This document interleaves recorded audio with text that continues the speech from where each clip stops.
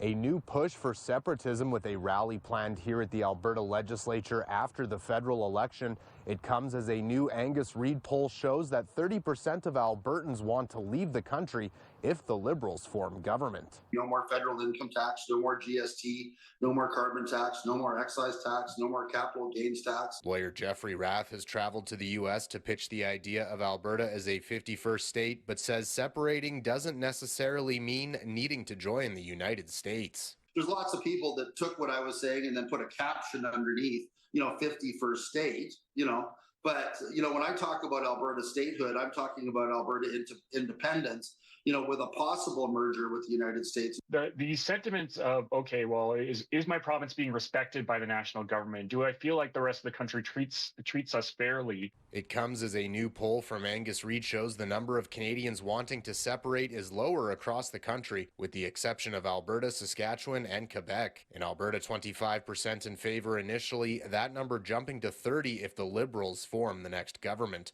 Those sentiments were a lot higher 5 years ago, 6 years ago now, in 2019, when there was a lot of anger around the canceled Energy East pipeline, of the Bill C-69, what has been dubbed in Alberta the No More Pipelines Act, Jason Kenney's Fair Deal panel. All those things happened in 2019. I really hope that we can get Canada on Team Alberta, because Team Alberta has always been on Team Canada. Alberta Premier Danielle Smith has said she will be creating a What's Next panel following the federal election, gauging the temperature for the idea of Albertan sovereignty, saying if Albertans push for it, the question could go to a referendum. Well, I want Canada to work. I want Canada to be able to meet its potential. I want for us to be able to build economic corridors. I want us to be able to develop all of our resources, from oil and gas all the way through to critical minerals and beyond.